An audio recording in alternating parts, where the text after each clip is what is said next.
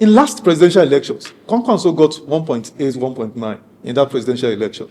And because he had Kano State in lockdown, the governor was from him and all of that. As we speak, he does not have the governor. So, and what is the influence of Kwankwaso in the northwest, or don't talk of northeast? So take the two together. Okay, first of all, I must correct you.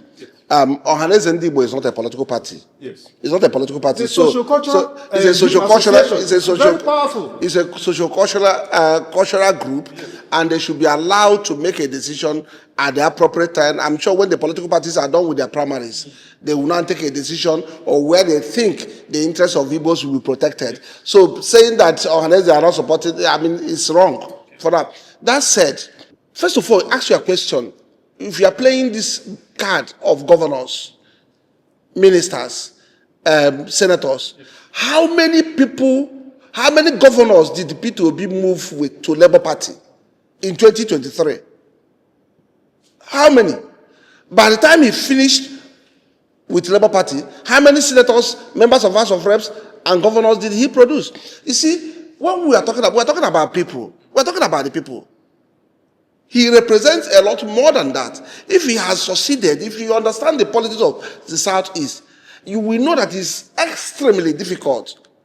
It's the zone that is most difficult for one person to rally around all other leaders and be adopted as a leader.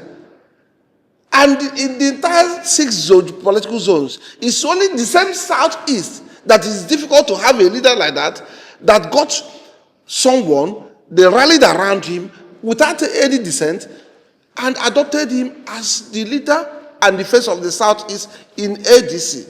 That face is what I said has moved to NDC.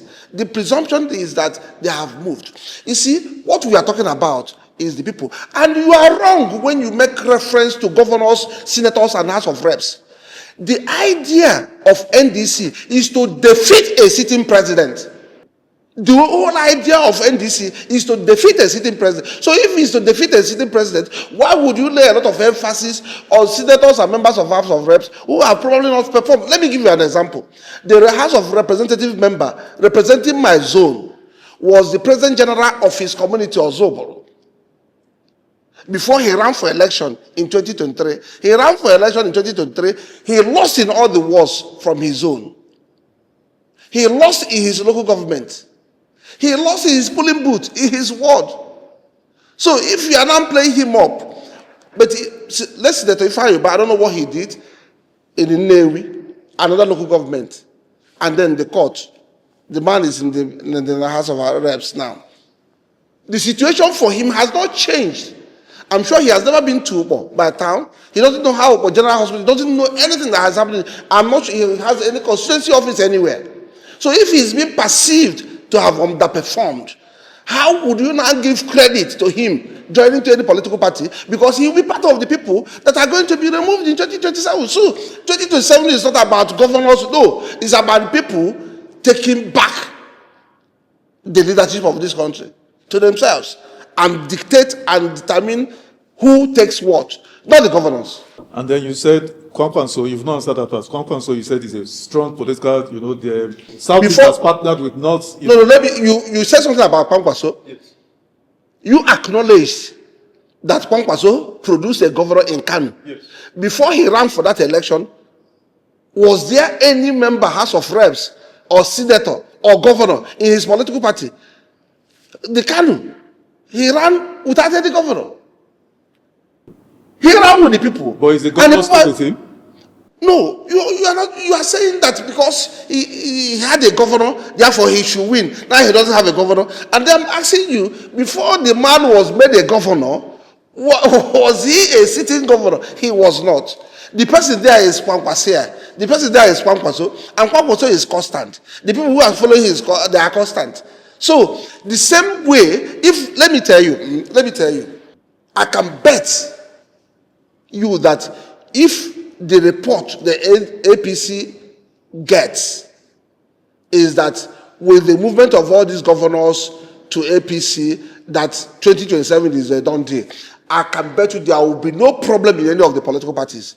But what is going on now is that there is the impression that Despite you having the governors, please, if you go to the polls, you will lose. Where else does Kwankwaso's political influence extend to in the northwest, northeast, beyond Kano? Where else? Well, if you are running for election in Nigeria and you have Kano in your pocket, it helps to build the momentum. When we were talking about, when Obi, when he joined Labour, there was no, people do not have that belief that he was going to win election. People read you, look at the possibility of your winning. Now that Kwankwaso has now partnered with Obi, Obi from the southeast has the best, arguably, the best organic movement. So if the Obidient and the Kwankwasiya are now joined together, people will now believe that there is the possibility of the rescue coming from this political party. And mind you, all the opposition political parties met in Ibadan. They met in Ibadan and they decided that they are going to field one candidate. Who told you that the candidate will not be Peter Obi and the Kwankwaso? Let's move away from that. We just need to interrogate. What we do is just to interrogate, issues for clarity. Because I remember that Kwankwaso stood for himself on the ballot on NMPP in 2023, and he got only 1.8, 1.9 when he was on the ticket, the made man on the ticket. But let's leave that. Now, you are running to be House of Reps member in 2027, correct me? Okay. Now, this 10th Assembly, this 10th National Assembly has been variously described by almost everybody who is knowledgeable as worse than rubber stamp. The 9th Assembly led by Ahmed Lawan, the tag, the alias was rubber stamp. But this 10th one is worse than the rubber stamp. Because whatever the president brings, it passes. Electoral Act that we've vilified here, it was passed. Nobody read a copy of that Electoral Act before it was passed. In 24 hours, it was passed.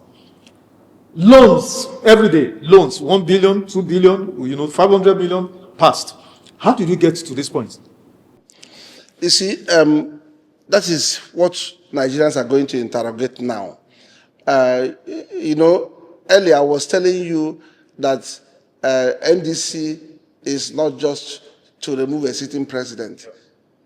That NDC is going to ensure that anybody who has not performed will not be returned to power, will not be rewarded with ticket, will not be rewarded with re-election. So that is what is going to happen. It's now the responsibility. I'm not going to stand in for them. There are members of the National Assembly, despite what is happening in the National Assembly, have also provided voice for the people.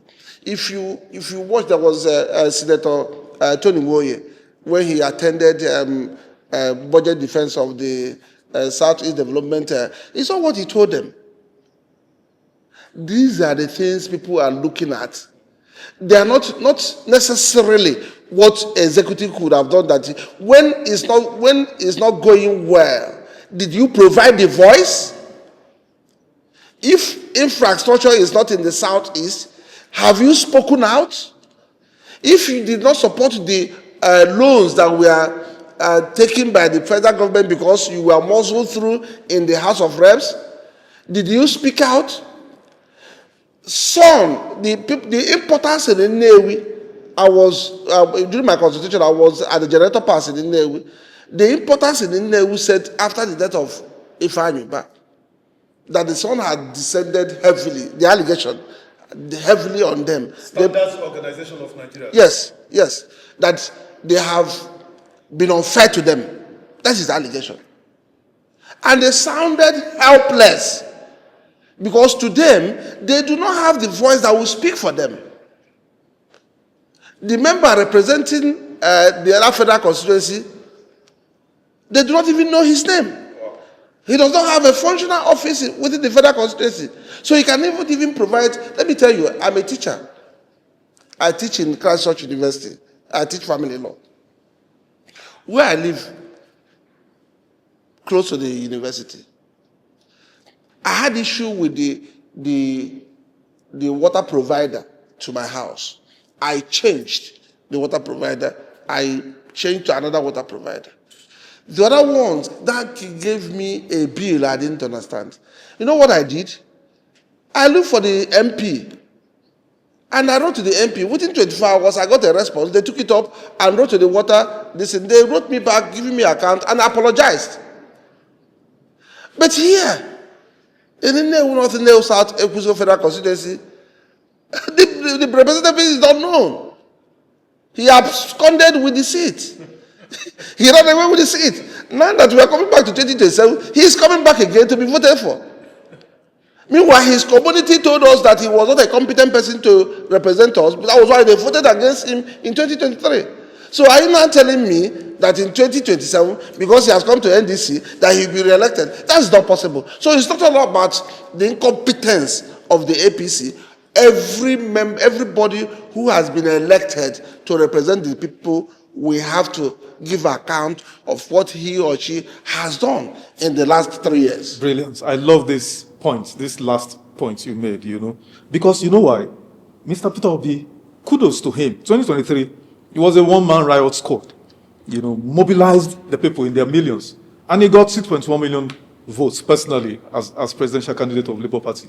Beyond that, quite a number of senators and House of Rep members, rode on his bandwagon to get into office.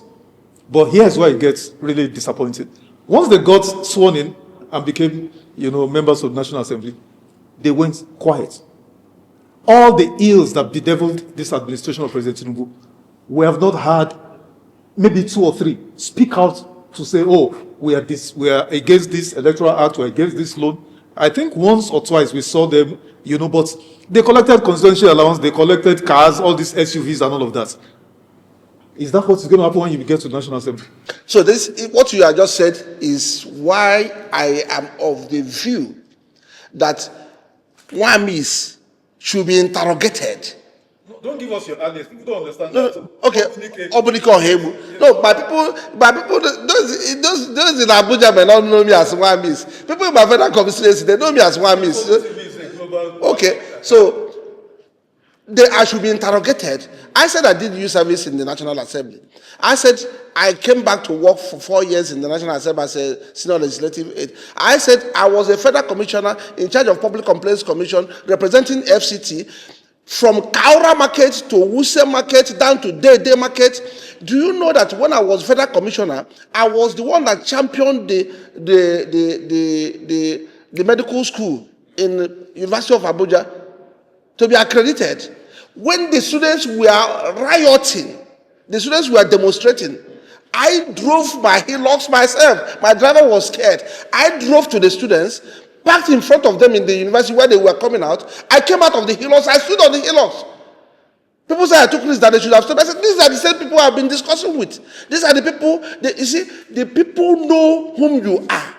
These are the things you can Google. So when people start saying, Obunike Ohaegbu, okay, who did you vote for in 2023? They are for us to know what. That is where they will get it wrong. The issue is that Wami said he wants to go to House of Reps. Look at what he has done. Interrogate it. Is he competent? Is he good? Is he consistent? Look at his past record. I represented the FCT. That brought enormous job opportunities to my people in my federal constituency. Can you interrogate that? Those are records you should look at, not who. So this time around, people are looking beyond Mr. Peter Obi. Mr. Peter Obi, excellent. But we also need to know people who want to jump into the ticket on whatever sentiment to go. Anybody who wants to run on NDC ticket will want to know what he has done in the past. If he was a PG, did he PG well? If he was a senator, did he senate well? So that is what we are talking about. Not about nobody. Nobody should be deceived into the sentiment. Oh, he didn't say hello to us in 2023, therefore I will not. No! Who is that person? What is his competence? What is his dedication? Who is he? We need to interrogate every individual. We are removing the veil of every candidate who is going to run on the platform, every aspirant who is going to run on the platform of NDC. We have approved Peter Obi and Kwankwaso, but other aspirants, that is where you get people coming in, or kind of coming in, Yes, there's no point. There's nothing wrong with Okada going to House of Reps. But that individual, what is his competence? We're going to interrogate them now. And I'm sure NDC is going to do that before they give out their ticket. I want you to tell Nigerians, specifically now, not just being generalistic, specifically, when you get to the National Assembly, will you champion that constituency or bogus salaries, these hefty salaries, jumbo pays, be reduced because of what the Nigerian people are suffering? Would you speak against SUVs costing 150 million, 200 million naira, that either be abolished or just give people transport allowances? Tell Nigerians.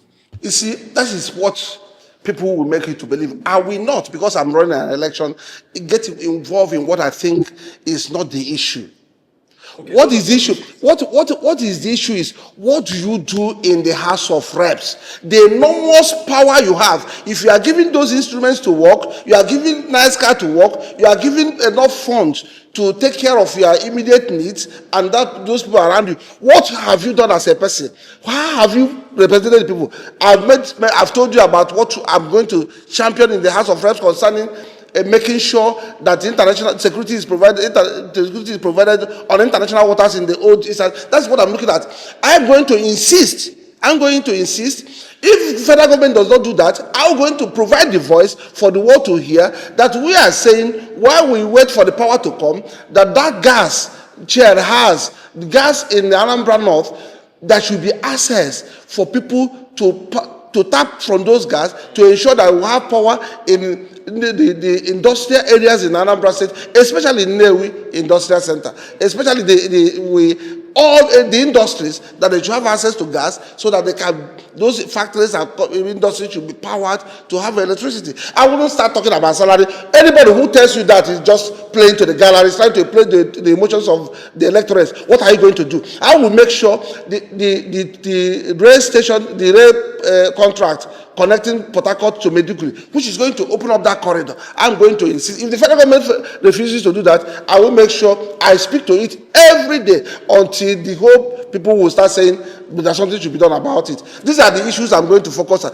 I'm going to insist that there's something should be done to ensure that small vessels move from the south, the old eastern ports, down to Makurdi, down to Lokoja, to ensure that people have access, the people from the north have access to the ports, to reduce the insecurity, provide jobs in those corridors. These are the things I'm going to insist. I'm not going there to start talking about salary or vehicle. If I'm giving vehicle to work, if I don't have one, I'll be happy to have one. So I cannot come here just because I need votes and start talking on issues I think are not necessary.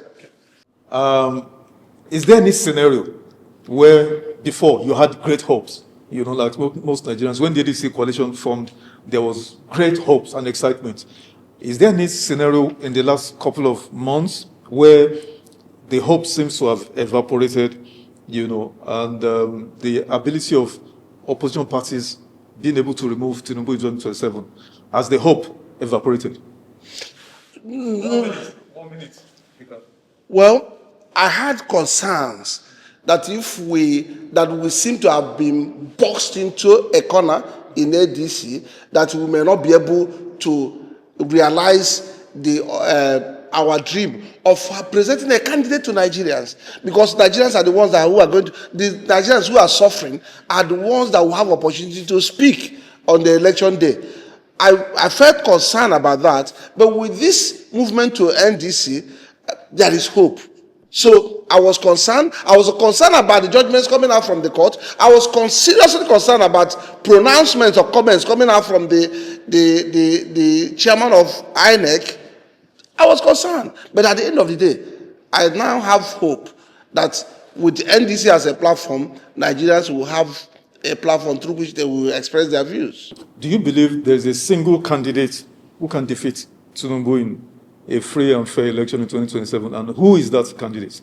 You see, I do not think that one man can defeat Tinubu. I'm running an election. I cannot, because I'm running an election, say what I don't believe. I believe there should be partnership. And I believe, looking at what is happening in Nigeria, that the best partnership that will remove Tinubu will be Southeast and the North. And that is what we now have in NDC. That partnership, I believe, is going to work. Because Tinubu, whether you like it or not, will make impact in the Southwest. Look at what is happening in Edo State. You see, it's part of the axis of quote-unquote evil of the APC. But the influence of the Southeast that will always be felt in the South for obvious reason, if they partner with the North, there will be a great difference. And that is why they are even concerned about that partnership. Okay, brilliant. Final question. The elections, the general election is about 7-8 months away. I think it's January, if I'm not mistaken. Yes. So give me one reason, why Nigerians should risk their safety, and their future on the coming elections in 2027, when previous experience in 2023, INEC raised our hopes so high, just to have it dashed, at the last minute with the electronic glitch that happened during results collation. Why should Nigerians risk everything again to come out in 2027 to vote for opposition, even though the opposition also seems not able to, unify themselves and have a common front? In my place, they said, I don't know how to translate it in Igbo. I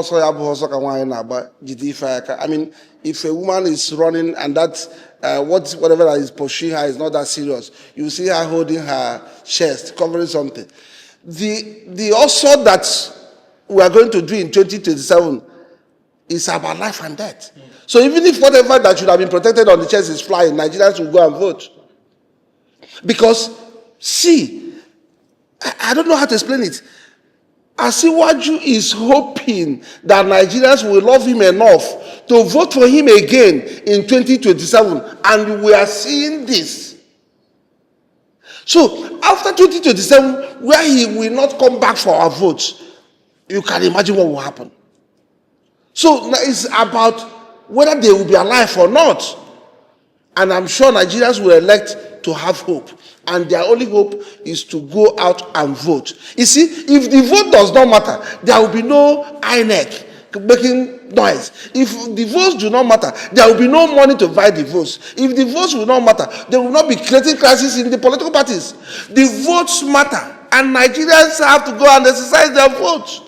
And I'm sure they will do that in 2027. And I'm sure you already know that the partnership between the Southeast and the North that you can see in NDC, with the South spearheading it, the national leader of the NDC, APC is gone.